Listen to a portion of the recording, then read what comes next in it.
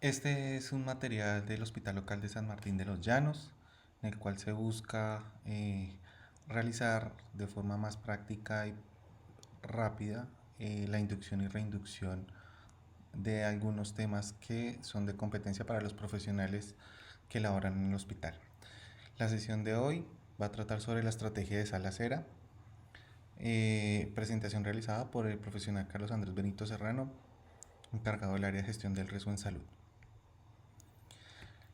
Las salas cera tienen como definición que son una estrategia de atención primaria en salud que ha permitido durante mucho tiempo a través de su implementación la atención oportuna de los casos de enfermedad respiratoria aguda en esos pacientes que no requieren por su cuadro agudo una estancia mayor a 4 o 6 horas, que es el promedio que se maneja en observación de urgencias o en otros servicios de atención en enfermedades respiratorias. Estas instituciones eh, han venido implementando históricamente esta estrategia por instrucción del Ministerio de Salud y por la rectoría y el control que realizan las entidades territoriales como las secretarías de salud.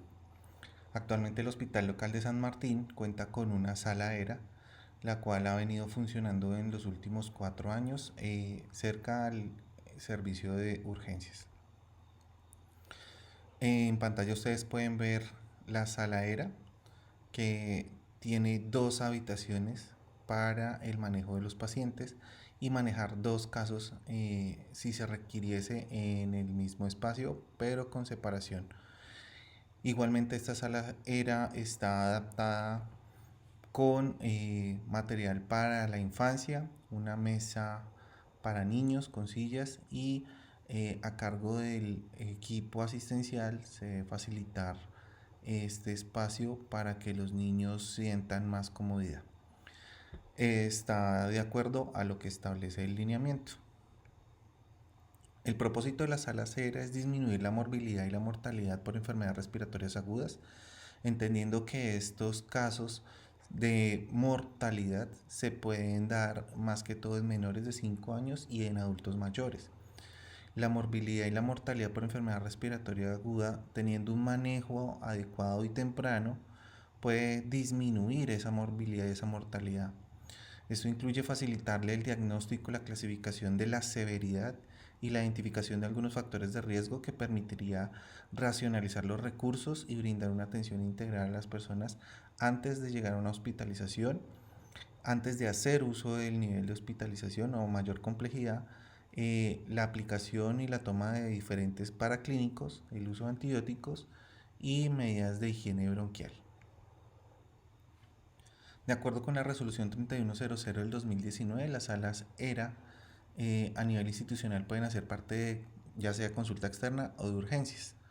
Para esto se debe definir un espacio en el cual se disponga de los insumos que se requieren para brindar el soporte y manejo ambulatorio a los pacientes con cuadro respiratorio o con algún componente de dificultad respiratoria no complicado y que no requiera hospitalización de acuerdo al criterio médico. Es importante resaltar que el Hospital Local de San Martín cuenta con esta sala ERA que no solamente puede atender pacientes de urgencia, sino aquellos que sean remitidos desde consulta externa.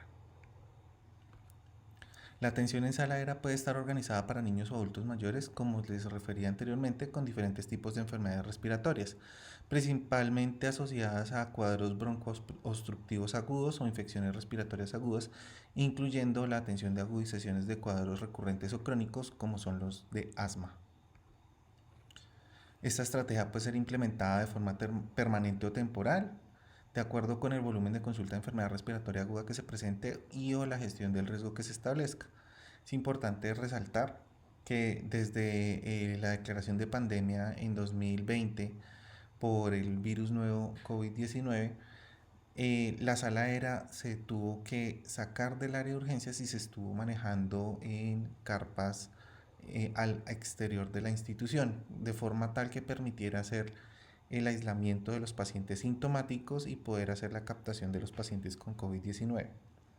Hoy en día la sala está funcionando al interior de la institución y aún así, entre los protocolos, cabe destacar que no se deben mezclar los pacientes, como lo veremos más adelante, pero también haciendo un control del distanciamiento y asegurándose que los protocolos de disminución del contagio por el virus nuevo se implementen y se lleven a cabo. Los criterios de atención en saladera son importantes resaltarlos debido a que a través de la auditoría de historia clínica se han identificado casos que no son competentes para la saladera, que pueden ser competentes para el manejo en observación y que de acuerdo a esto el personal médico y aquellos que están a cargo de los pacientes como auxiliares de enfermería deben apropiar y deben hacer buen uso de este espacio.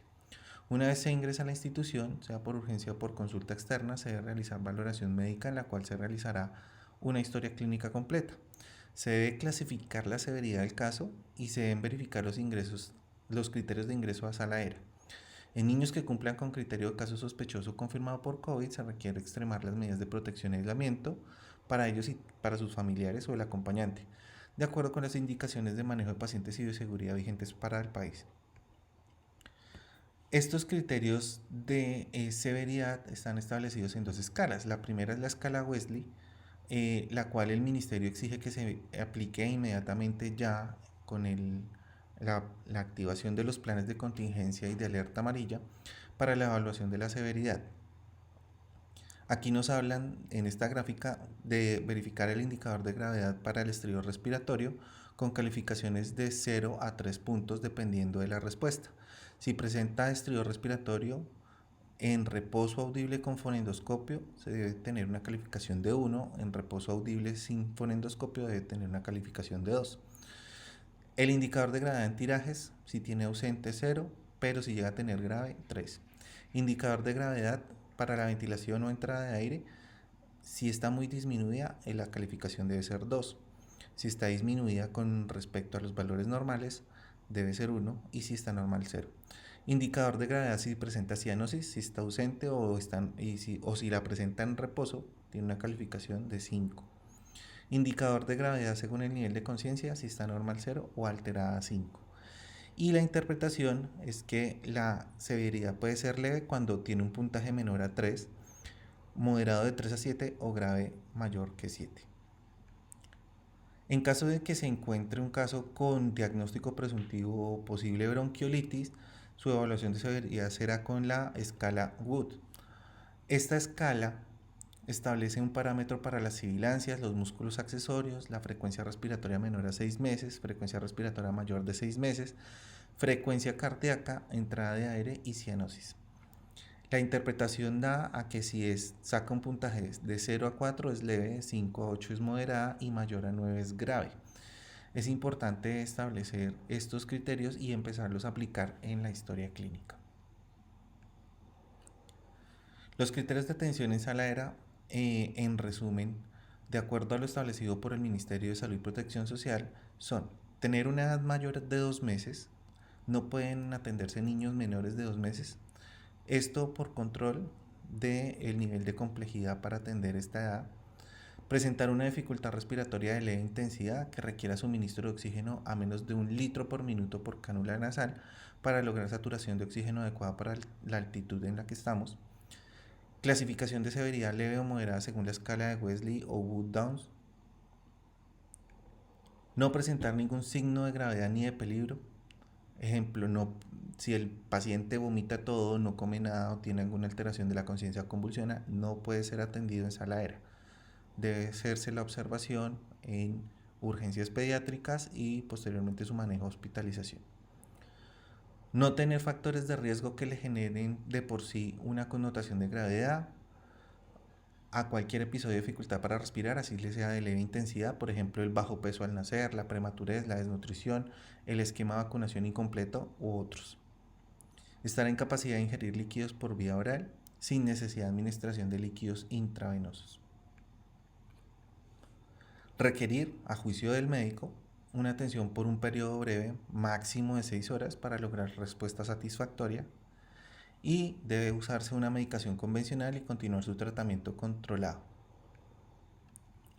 Los niños que tengan un diagnóstico de rinofaringitis aguda o cuya gravedad permita manejo ambulatorio no deben ingresar a la sala ERA. Desde el momento de la consulta inicial se continuará manejo en casa, haciendo énfasis en la educación al cuidador con los tres mensajes clave. Eso implica que las rinofaringitis no son criterio para el manejo en sala de espera. Se debe hacer el direccionamiento al manejo ambulatorio domiciliario con educación de los padres cuando deben volver a buscar atención si esta rinofaringitis no mejora y puede llegar a empeorar la condición del paciente. Asimismo, quienes cursen con diagnóstico de neumonía, requerirán manejo antibiótico en casa o intrahospitalaria, no cumplen con este criterio de ingreso a sala de espera. Es decir, pacientes que tengan este diagnóstico de neumonía van a requerir ese manejo antibiótico, que lo pueden hacer en su casa o de manera intrahospitalaria, ya sea llamado a nivel hospitalización. Por ende, no puede ingresar a sala de espera. Se debe dejar registrado en la historia clínica los criterios que identificó de acuerdo hasta lo que se ha revisado al momento para el ingreso a sala de espera. Estos criterios son de auditoría clínica y serán de pertinencia para adherencia a guías clínicas según la evaluación que realiza la coordinación asistencial. El ingreso a sala de espera admite niños en quienes se realice diagnóstico de las siguientes patologías de acuerdo a las guías de práctica clínica y que no requieran manejo hospitalario: las bronquiolitis, el croup leve o moderado o los episodios sibilantes recurrentes. En el proceso de atención de sala de espera, se debe revisar a través de la valoración médica esos criterios de ingreso. Posteriormente a establecer el diagnóstico y la pertinencia del manejo en sala de espera, se realizarán las órdenes médicas que permitan ese manejo en sala. El manejo ordenado y la monitorización lo puede estar realizando el personal de enfermería o si se contará con terapia respiratoria. Posteriormente se hará un seguimiento médico a través de la evolución de la mejoría del paciente posterior al manejo, si se requiere ajustar el manejo y posteriormente evaluar las condiciones para su egreso. Durante este seguimiento de evolución es importante hacer la educación a los pacientes con sus padres. Esto es importante porque en las historias clínicas se observa que la educación se está dejando para el egreso y se debe empezar a hablar de educación durante cada encuentro con los pacientes, razón por la cual se le solicitará al personal médico y al personal de auxiliar de enfermería que recalquen sobre los mensajes claves que están publicados en la sala de espera. Respecto a las condiciones de egreso, el paciente puede presentar mejoría clínica si acepta y tolera la vía oral, si no tiene signos de peligro de muerte, si presenta una saturación de oxígeno normal y si no presenta ningún signo de dificultad respiratoria. Con el cumplimiento de estas condiciones es importante dejar también registrado por qué se da el egreso, dando visto bueno a estas condiciones o refiriéndolas y brindando la educación al cuidador sobre los tres mensajes clave para el manejo de las enfermedades respiratorias agudas. Como un poco de profundización frente a las patologías que refieren, la bronquiolitis implica el manejo de un inicio de aporte de oxígeno por cánula nasal para saturación mayor al 90%, máximo 1 litro por minuto, que si de requerir mayor concentración no cumpliría con los criterios de ingreso a sala de espera. Por tal motivo, el máximo es ese límite. El aseo nasal con suero fisiológico, los lavados nasales, asegurar la continuación de la lactancia materna e ingesta de líquidos orales para los niños que están en este periodo de lactancia materna, ya sea exclusiva o complementaria, y si no, incentivar pues a la ingesta de estos líquidos. Iniciar el esquema con salbutamol inhalador de dosis medida así, de 3 a 4 inhalaciones cada 10 minutos en 30 minutos 3 veces, de 3 a 4 inhalaciones cada 20 minutos en 60 minutos 3 veces y de 3 a 4 inhalaciones cada 60 minutos en 3 horas. Se debe hacer manejo de fiebre con antipiréticos orales, a dosis seguras, indagando si hay administración previa de los mismos. Hay que hacer monitorización de signos vitales, signos de dificultad respiratoria, estado de hidratación y estado de conciencia. Y después de cada ciclo de inhalador, revalorar signos de mejoría. Una vez transcurridas esas 2 horas de tratamiento, hay que evaluar la respuesta terapéutica. De ser satisfactoria, se completará el esquema. Si han transcurrido 2 horas y hay deterioro de signos de dificultad respiratoria, se debe decidir manejo intrahospitalario y el manejo se definirá de acuerdo a la guía de manejo clínico respectiva. Hay que brindar educación al cuidador en los 3 mensajes clave.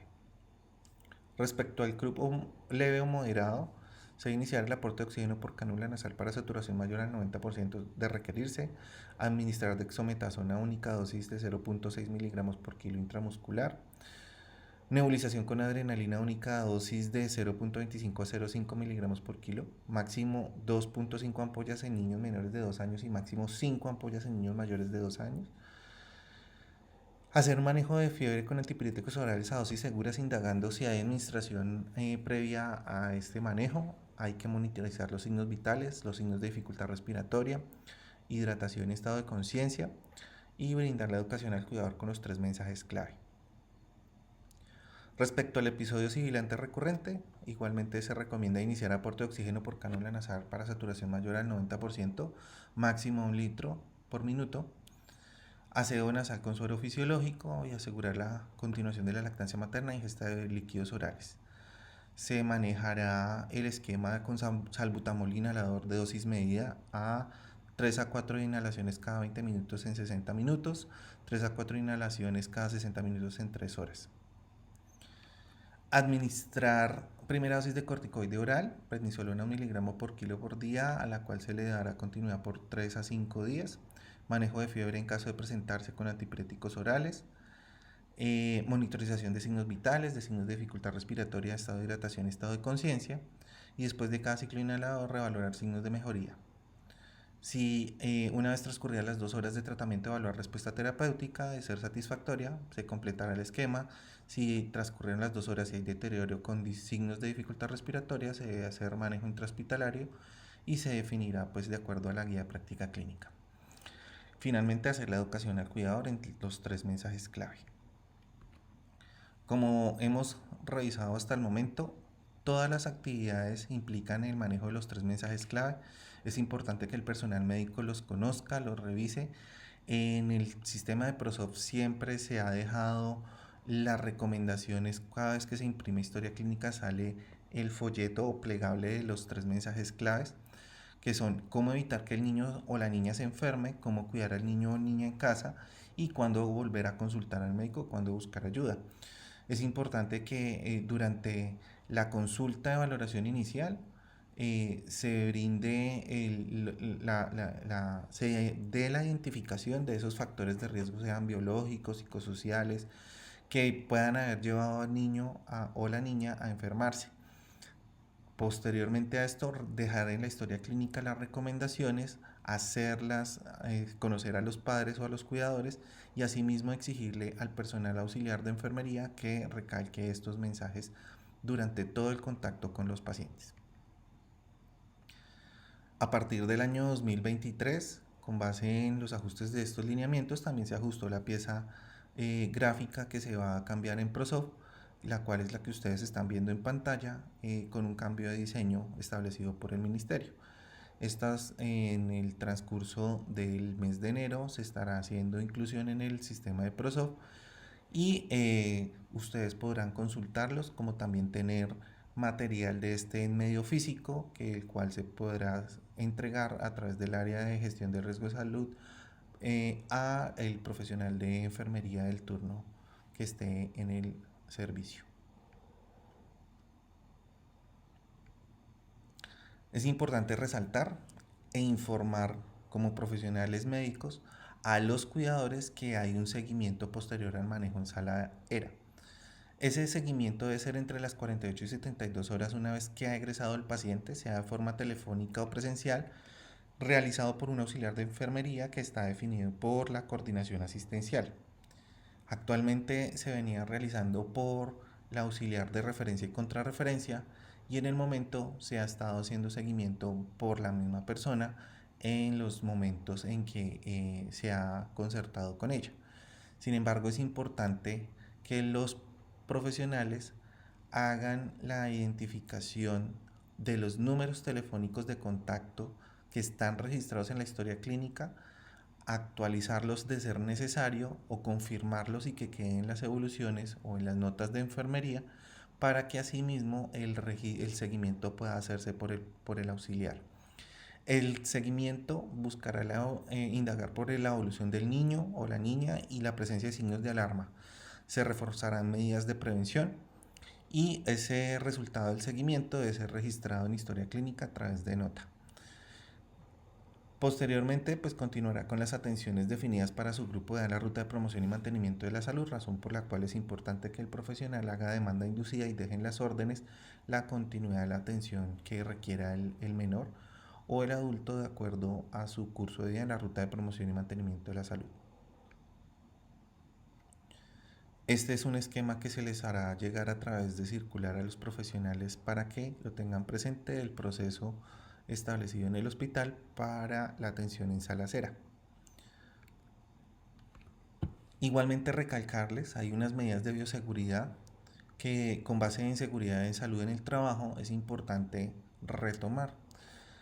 Se debe asegurar el uso de elementos de protección personal del talento humano como guantes, tapabocas y bata, lo cual es gestión desde la coordinación asistencial y médica para ser entregada a los profesionales de acuerdo a las necesidades del servicio. Implementar los 5 momentos de lavado de manos que indica la Organización Mundial de la Salud, antes del contacto con el paciente, antes de realizar una tarea limpia o séptica, después de la exposición con fluidos corporales, después del contacto con el paciente y después del contacto con el entorno del paciente. Aplicar los lineamientos técnicos de la estrategia multimodal de lavado de manos como lo imparte la resolución 2471 del 2022 que implica la técnica de lavado de manos. Aplicar los lineamientos técnicos de la estrategia multimodal también implica el uso de los insumos y la exigibilidad por parte de los trabajadores de contar con los insumos para el lavado de manos. Establecer distancia entre uno y otro niño y acompañante a más de 1 metro. El empleo del tapabocas para todos los casos sintomáticos, estricto lavamanos de todos los niños y acompañantes. Y esta observación es bastante importante porque la Secretaría de Salud siempre nos ha dejado la observación de la falta de entrega de tapabocas a los menores de edad.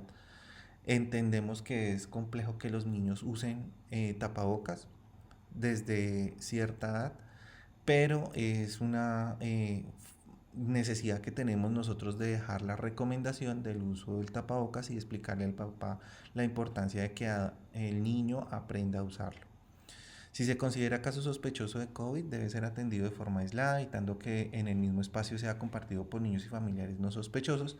Y esto es importante porque los casos de COVID en este momento no tienen unos criterios definidos para su tamización, razón por la cual ya a partir de las instrucciones que ha brindado el doctor Marlon, se debe tomar a todo caso respiratorio prueba de COVID siempre y cuando tengamos la disponibilidad de la misma en el laboratorio.